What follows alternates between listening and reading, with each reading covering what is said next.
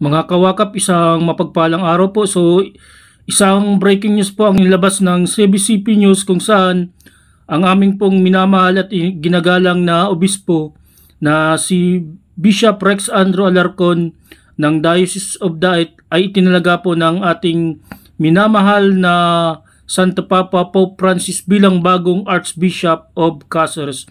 So, congratulations po kay Archbishop Rex Andrew C. Alarcon. So dalawang magkasunudan po na obispo po namin ang na-promote na Archbishop. Una po si Archbishop Gilbert Garcera at ngayon na naman po si Archbishop Rex Andrew Alarcon. So congratulations Bishop Rex. Sana ipagpatuloy mo po ang iyong misyon na pagbabahagi ng salita ng Diyos, na ibahagi ang pagmamahal ng Diyos sa ating kapwa at ang pagmamahal natin sa ating poon.